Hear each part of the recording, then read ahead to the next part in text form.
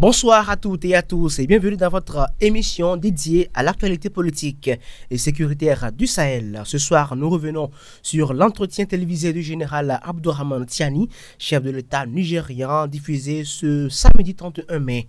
Dans cette intervention très attendue, le président a pointé du doigt, une fois de plus, les puissances occidentales, notamment la France, qui l'accuse de vouloir déstabiliser le Niger. Au-delà des accusations, le président Tiani parle d'une guerre néocolonialiste menée selon lui non plus seulement par des groupes armés djihadistes mais par des auxiliaires d'intérêts impérialistes avec la complicité d'acteurs locaux. Un discours fort qui appelle à la résistance, à l'unité et à une mobilisation totale pour défendre la souveraineté, la dignité et l'avenir de ces États. Je parle bien sûr de l'AES. Et ce soir, les consultants en plateau, nous allons décrypter ce discours, comprendre les enjeux qu'il soulève, évaluer les accusations portées, mais aussi interroger la stratégie sécuritaire et diplomatique de la Confédération AES dans ce contexte de tension régionale. Analyse, débat, éclairage. C'est tout de suite dans votre émission On dit tout sur Afrique Libre TV. Bienvenue. Amen Segla, bonsoir. Bonsoir Jérôme et bonsoir à tous nos téléspectateurs. Yannick, bonsoir. Bonsoir Jérôme et bonsoir Afrique Libre TV. Justement, le 31 mai dernier, le président Tiani affirme que la France et certains pays occidentaux sont derrière les attaques terroristes au Niger. Et selon vous, sur quoi repose une telle accusation et quelles en sont les implications géopolitiques? Eh bien, Jérôme, à mon sens, d'entrée de jeu, je dirais que ce ne sont pas des accusations. Au contraire, ce sont des déclarations basées sur des faits concrets, des faits réels. Alors, nous l'avons toujours dit ici sur ce plateau que la guerre contre le terrorisme, c'est avant tout une guerre de communication. Et je crois que c'est maintenant intégré, assis dans la conscience de tout le peuple africain. Et les sorties médiatiques réalisées par les leaders de l'AES font partie de cette lutte pour la souveraineté et pour la libération des pays de l'AES et pour ne pas dire de toute l'Afrique en général. Alors, je disais que ces propos qu'a tenu le général Tiani lors de son grand oral le samedi dernier sur la radio, sur la télévision officielle, la télévision d'État nationale, voilà, la télévision nationale nigérienne, eh bien, ce n'est pas un scoop. Tout le monde sait, nous l'avons toujours su, que les pays occidentaux ont toujours, ou bien veulent toujours maintenir leur domination sur notre continent. Et le général Tiani ne fait que confirmer cela. Et en le confirmant, il a très bien fait d'évoquer différents événements historiques qui étaient cela. Alors, on le sait tous que depuis les années 60, surtout en 1960, l'année où la plupart des pays africains ont accédé à la soi-disant indépendance, les Occidentaux n'ont pas voulu se débarrasser complètement de l'Afrique. Ils ont toujours maintenu une source de domination. Ils ont maintenu leur influence à travers différents mécanismes. Quand vous prenez par exemple tout ce qui est accord politique, accord de défense militaire, accord économique, l'installation des troupes des bases militaires en Afrique, eh bien tout cela a pour but de continuer par exploiter les ressources de notre continent. Tout cela a pour objectif de piller ce que nous avons et de plus précieux. Et alors, il faut dire que depuis près de 50 voire 60 ans, l'Afrique qui est censée obtenir son indépendance, l'Afrique qui était censée être indépendante, a souffert d'une autre forme de colonisation. On parlera de néocolonisation. Et elle a souffert, l'Afrique a souffert d'une autre forme de colonisation, d'une violence extrême.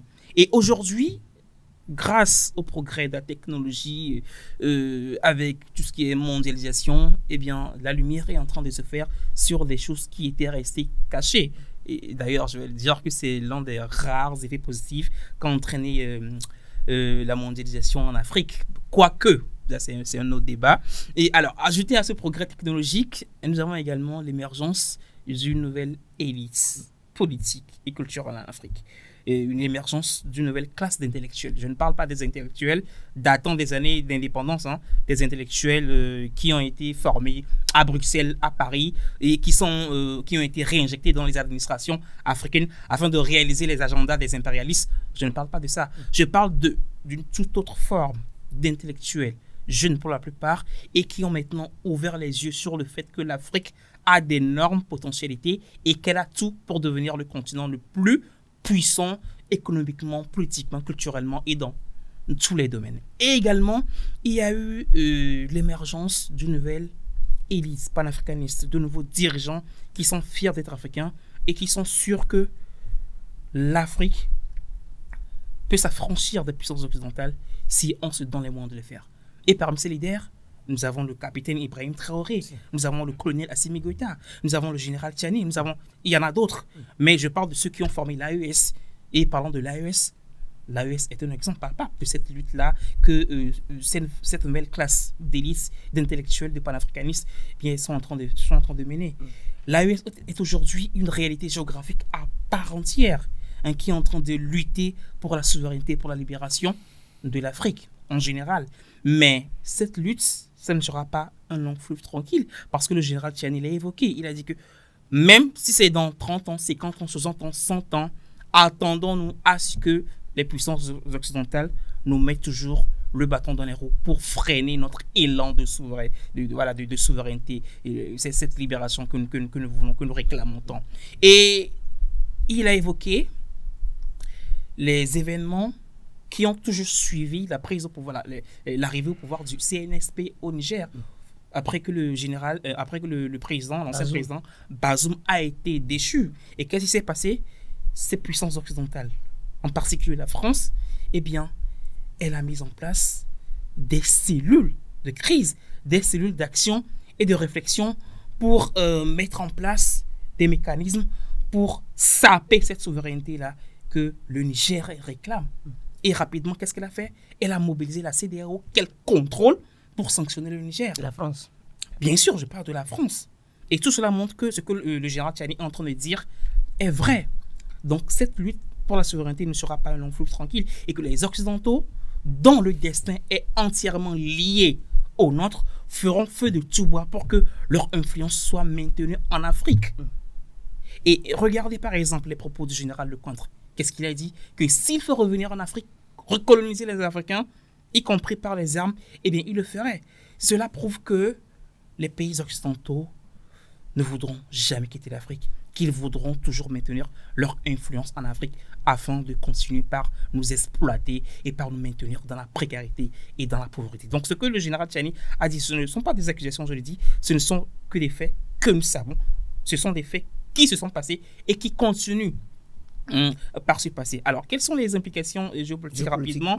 Et je l'ai dit tout à l'heure que l'AES est devenue une réalité géographique à part entière. C'est une réalité géopolitique dont le but, dont l'objectif est de libérer l'Afrique, de libérer le continent, de donner la souveraineté tant réclamée, tant voulue à l'Afrique. Alors, ce qui va se passer, c'est que ils sont en train, je veux parler des dirigeants de l'AES, ils sont en train de se conforter dans cette position de plus en plus ferme là.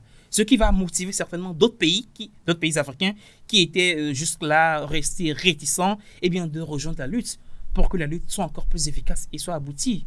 Mais le hic c'est que si aujourd'hui, ce que je ne souhaite pas, si cette lutte venait à s'émousser et que les résultats que nous escomptons, eh bien n'arrivent pas, ce serait un moyen pour ces puissances occidentales de revenir, ce que je ne souhaite pas.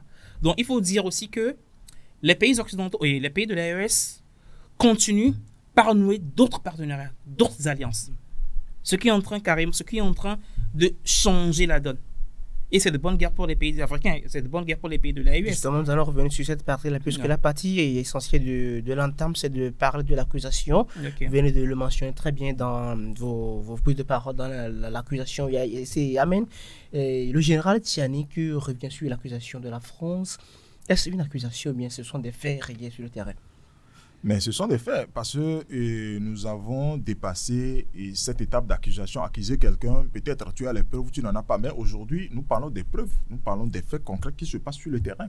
Parce que quand vous prenez le général Tiani, dans son intervention hier, il a dit qu'il a fait déjà 40 ans dans ce domaine en tant que militaire. Donc il connaît très bien le terrain. En ce qui concerne le Sahel, il maîtrise le terrain, donc il sait ce qui se passe là-bas. Alors, pour répondre à ta question, entre-temps, quand on parle du terrorisme, peut-être 10 ans en arrière, on ne parlait pas de l'Afrique. Peut-être le Moyen-Orient, en Irak, on parle des kamikazes et tout ça là. Mais aujourd'hui, l'implication aujourd'hui, ils ont trouvé un autre terrain de jeu à ces terroristes-là. Parce que quand vous prenez le directeur de renseignement américain, Tulsi Gabbard, la nouvelle directrice de renseignement américain, il avait dit devant les sénateurs que ce sont les Américains, c'est le service de renseignement américain qui a mis en place l'État islamique. Et c'est leur ramification qui est chez nous, au Sahel. Donc l'implication, c'est que les États impérialistes ne veulent pas voir l'Afrique évoluer. Quand vous comprenez le plan derrière le saccage de la Libye, vous comprenez également le jeu qui se joue aujourd'hui dans le Sahel. C'est-à-dire, lorsque la Libye est saccagée, ils ont vu que bon, ça a été rentable pour tout le monde, pour tous ceux qui ont participé à ce massacre-là. Donc, ils ont vu que bon, maintenant, il va falloir que bon, nous dupliquons ça aux autres États. Parce que bon, ce qu'ils ont trouvé là-bas comme richesse, les autres pays aussi en ont. Donc, essayons de dupliquer ça. Et c'est ce qui est en train de se faire. Et c'est à cela le général Tiani veut attirer l'attention des Africains vers sur ça. Parce que Yannick a dit quelque chose tout à l'heure de très intéressant. Parce que quand vous prenez aujourd'hui l'AES est en train d'ouvrir les yeux à la population africaine.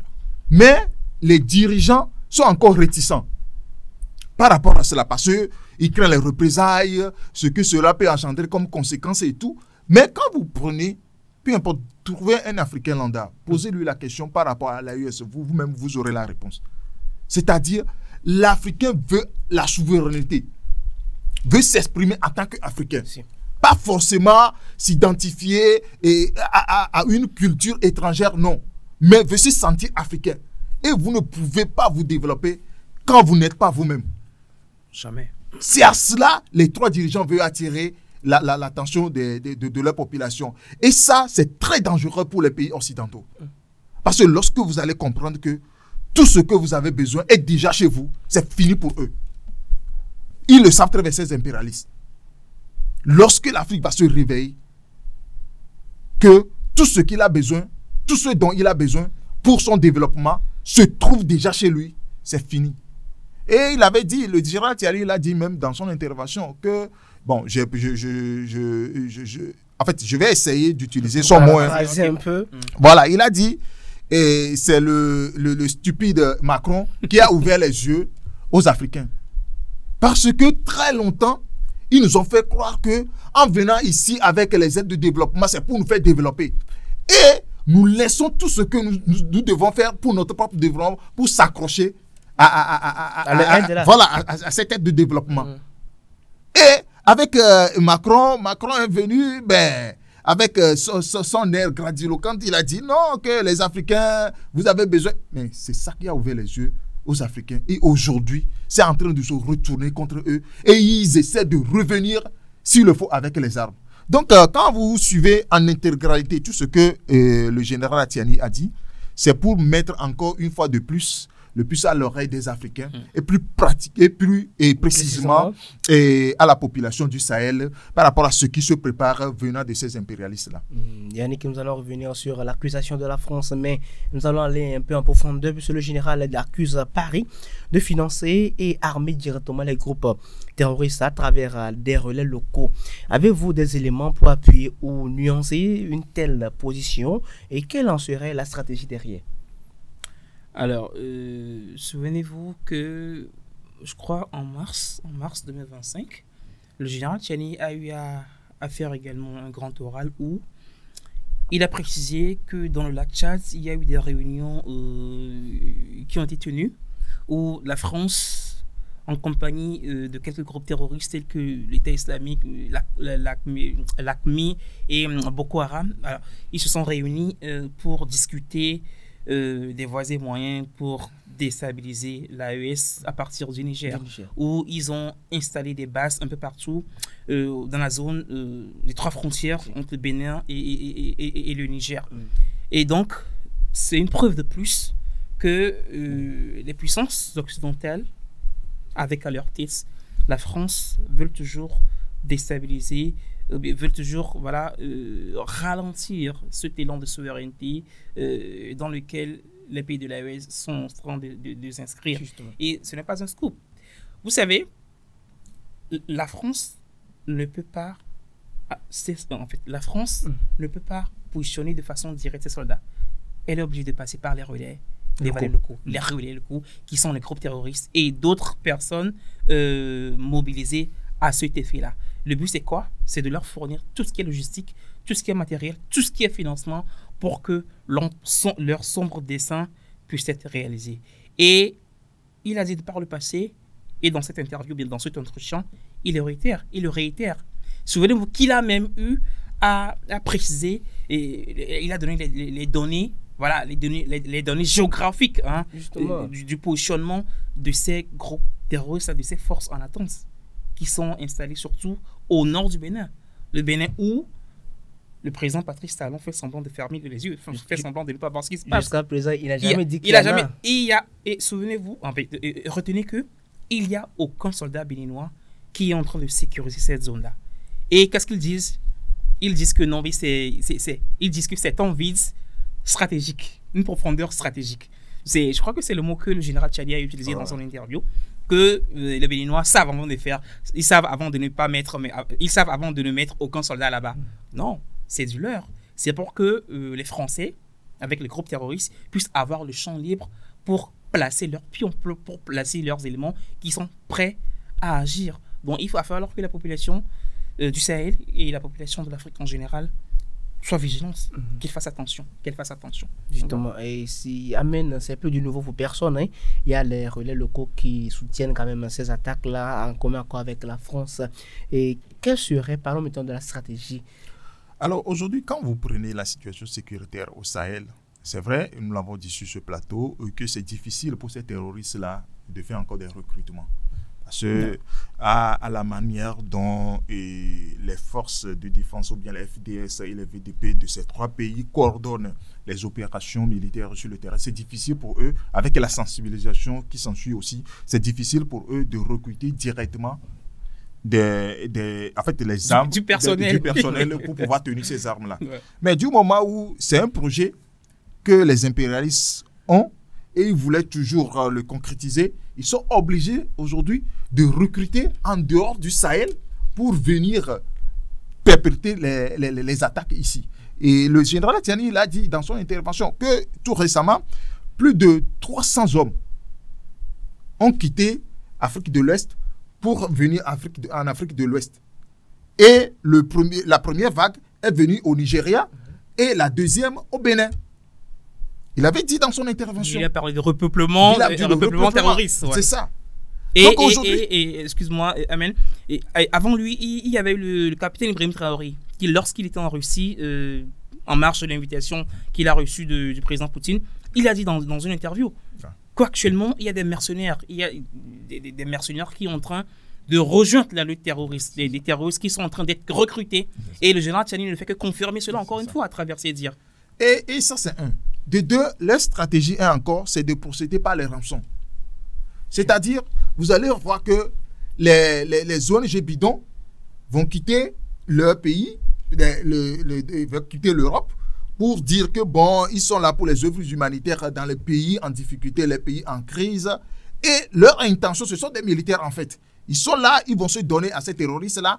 Et puis, leurs pays sont obligés de payer les rançons. Parce que c'est difficile aujourd'hui de faire sortir directement de l'argent de la caisse de l'État pour dire qu'il va financer le terrorisme dans un autre pays ou bien une action d'humanité du moment où c'est pas propre quoi. Justement. Mais si tu dis que bon, un de nos concitoyens a été arrêté, donc les terroristes veulent telle somme, ils vont passer par là pour payer ces terroristes-là. Donc c'est la stratégie. C'est la stratégie. C'est-à-dire c'est leurs propres hommes qu'ils envoient dans les pays, dans les zones en conflit. Et puis bon, ils sont arrêtés par ces terroristes et après, ils leur payent. C'est une manière aussi de financer le terrorisme. Et d'autres moyens, par exemple, quand nous avons parlé tout à l'heure de l'aide, vous allez voir que tous les pays que la France aide militairement sont toujours en difficulté. Pourquoi? Le cas s'est passé l'autre fois au Bénin. Lorsque Macron a fait sa sortie pour dire que non, ils sont là pour assister stratégiquement l'armée béninoise, voilà, les formations et tout, avec la mise en place des conseillers militaires et tout ça là. Les instructeurs. Ils l'ont donné les armes. Mais ces armes-là, les terroristes l'ont récupérées lors du récent attaque le 8 janvier.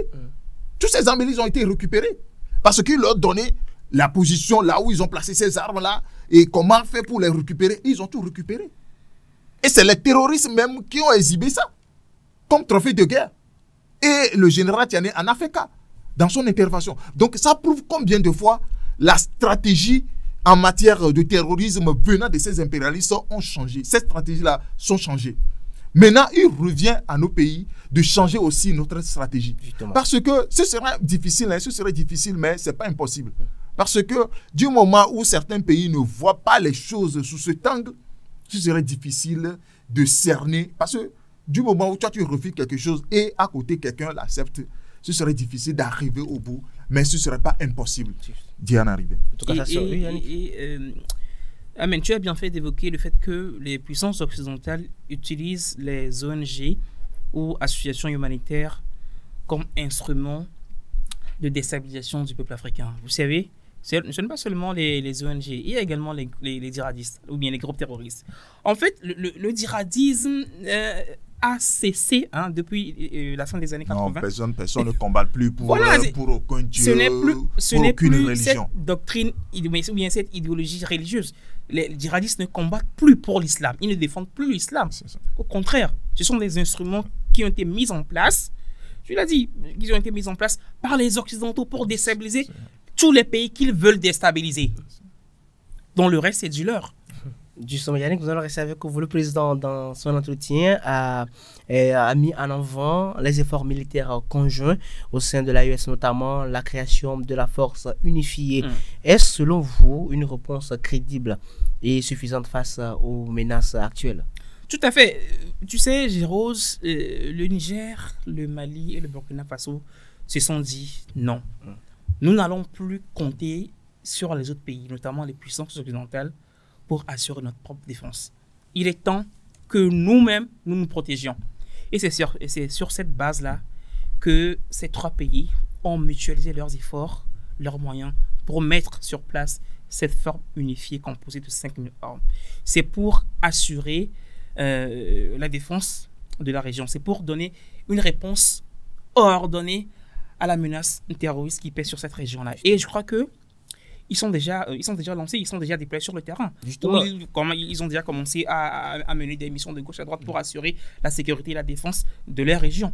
Donc, je crois que cette bonne guerre, que c'est une excellence, en fait. C'est une excellente stratégie mise en place par ces trois pays-là. Et le général Tiani, dans son interview, il a dit que cette force, contrairement à ce que nous pouvons penser que c'est en 2024 qu'elle a été, ou bien en 2025 qu'elle a été mise sur pied, non. Depuis que le Burkina Faso et le Mali ont montré leur soutien au Niger quand il était dans la difficulté, que non, quand vous attaquez, ça c'est par rapport, c'est à l'endroit des forces françaises, de la CEDEAO. Si vous attaquez le Niger, eh bien vous nous attaquez nous aussi. Bien, la force unifiée, la création de la force unifiée est partie de là depuis 2023. Donc, je crois qu'ils sont en train de faire leur bonhomme de chemin et que rapidement, l'objectif pour lequel cette force a été créée, eh bien, sera réalisé vivement. C'est là, peut-on parler maintenant de la montée en puissance de cette armée unifiée, bien des forces conjointes? On dit souvent que l'union fait la force. Et aujourd'hui, les forces unifiées de l'AES est une réalité et ils commencent déjà à mener les opérations sur le terrain. Justement. Et nous passons par cette occasion pour saluer ceux qui ont pris cette initiative-là. Parce que c'est ça. quand vous êtes unis, c'est difficile que quelqu'un vienne de l'extérieur pour vous combattre. Parce qu'il sait que quand tu es seul, tu es vulnérable. Mais quand vous êtes ensemble, vous créez une synergie qui ne dit pas son nom. Et c'est ce que l'AES est en train de démontrer aujourd'hui. Parce que les trois forces ensemble vont donner une capacité que individuellement, il ne peut pas. Ouais. Donc, aujourd'hui, quand vous prenez l'interview du général Tiani, vous allez remarquer que la force aujourd'hui, en matière de lutte contre le terrorisme, se bat. C'est vrai. Individuellement, chaque pays continue à mener cette lutte, mais la force même de la lutte contre le terrorisme dans le Sahel, c'est sur cette force-là. Et chaque jour que Dieu fait, ils essaient d'apporter ce dont cette force-là a besoin pour pouvoir mener à bien cette lutte-là. Donc, c'est quelque chose à saluer. Du moment où la CEDEAO a échoué dans sa mission, lamentablement d'ailleurs, donc aujourd'hui, l'AES a pris la relève et donc c'est de bonne guerre. Et il faut dire que chacun de ces trois pays de son côté est en train de moderniser efficacement son armée. Ouais. Quand vous prenez par exemple le Burkina Faso, c'est une armée complètement transformée. Et le Mali et le Niger, ces deux pays-là font partie des meilleures armées en Afrique de l'Ouest, pour ne pas dire en Afrique. Donc, imaginez l'ensemble de ces moyens-là, ces différents moyens de ces trois pays mis ensemble, imaginez un peu ce que ça va donner. Et d'autant plus que ces pays sont en train de nouer un partenariat avec la Russie, un partenariat stratégique. La Russie s'est engagée à assurer, l'instruction et également de mettre à disposition de ces trois pays-là des moyens logistiques et des matériels de guerre.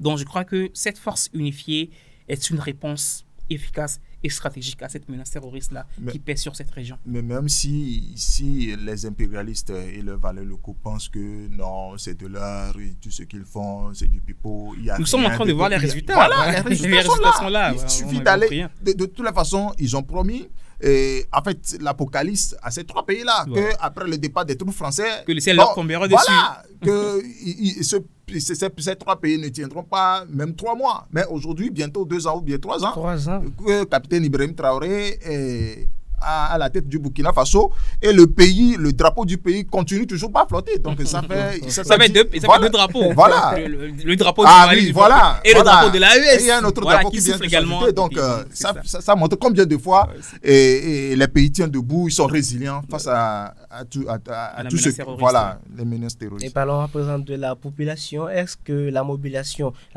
tant pour moi de la population peut-elle renforcer la cohésion nationale, Yannick? Tout à fait. On ne peut rien faire sans la population. Le Niger ne peut rien faire sans sa population parce que c'est le peuple qui est en train de donner la force à ses dirigeants. Si les dirigeants, avec à leur tête le général Tiani, est en train de gagner cette lutte contre le terrorisme, eh bien c'est... Je ne veux pas dire en partie, c'est grâce beaucoup à la population.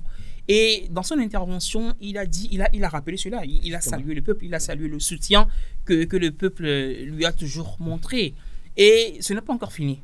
Il faut que le peuple redouble encore plus d'efforts. Il faut qu'il essaie de se comporter par rapport aux différentes mesures qui ont été prises lors de la mobilisation, l'assise nationale récemment, où le général Tiani a été reconduit pour 5 ans renouvelables. C'est vrai qu'aujourd'hui, le Niger, avec à sa tête le général Tiani, est en train de faire des avancées considérables par rapport au développement du pays et par rapport à la lutte contre l'insécurité. Mais également, il faut être réaliste que le pays n'est pas totalement sorti de l'ornière. Et il va falloir que vigilance soit de mise. La dissolution des partis politiques, par exemple, ce n'est pas de gaieté de cœur que le président Tiani a pris cette mesure-là. Non. C'est pour que le pays soit reconduit sur de bonnes bases. Quand vous prenez par exemple la liberté d'expression et tout, les dirigeants, les puissances occidentales, les mouvements militants des droits de l'homme crient à l'oppression. Écoutez, tout ce qui est liberté d'expression dans un pays qui est en pleine révolution, dans un pays qui est en pleine refondation, eh bien, c'est un danger. Donc, le peuple a sa partition à jouer. Ce qu'il a commencé par faire, ce n'est pas le moment de s'essouffler, qu'il continue dans cette droite ligne pour que l'objectif visé par les dirigeants du Niger, avec à sa tête le général Tchiani, voilà, soit réalisé. C'est là la partition de la population. Alors, le peuple joue sa partition.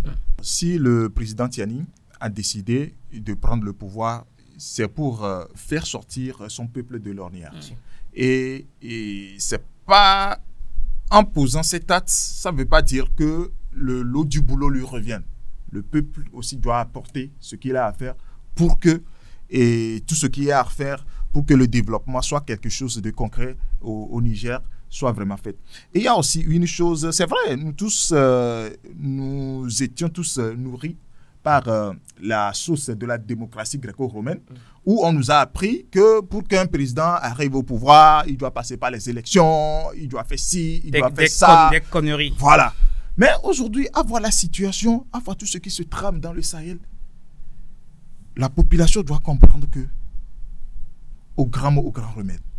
Parce que pour faire face à tout ce dont nous avons parlé tout à l'heure, aux rançons, comment les impérialistes veulent coûte que coûte renverser les pouvoirs, renverser tout ce qui veut sortir le peuple de la servitude, ils veulent les renverser. Le peuple doit être derrière ces gens d'hommes-là. Parce que quand vous posez un acte et que ces impérialistes-là vous applaudissent, allez plutôt dans le sens contraire. Parce qu'ils ne cherchent pas vos biens. Le peuple doit comprendre cela. Que c'est le moment de soutenir encore leurs dirigeants. Que ce soit au Mali, au Burkina ou bien au Niger. C'est le moment de porter leur soutien. C'est vrai, il y a des assises dans ces trois pays. C'est vrai, ça n'a pas plu à beaucoup de personnes. Mais peut-être avec le temps, ils vont comprendre. S'ils veulent vraiment le développement de leur pays, de leur pays, au moment venu, ils vont comprendre que c'est à cela ces trois dirigeants veulent nous amener. Donc, je demande encore au peuple sahélien d'être résilient. C'est vrai, c'est difficile avec les questions terroristes, l'économie a pris un coup et tout ça là, mais ça va aller. Parce que c'est le prix à payer. Justement. Pour être un pays développé, pour être souverain, il y a toujours un prix à payer.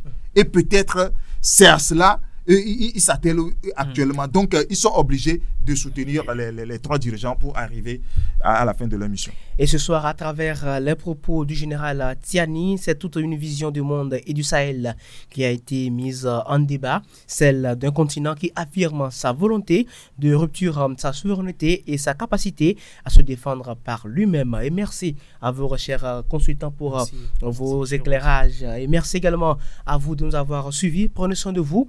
Et à bientôt pour d'autres émissions.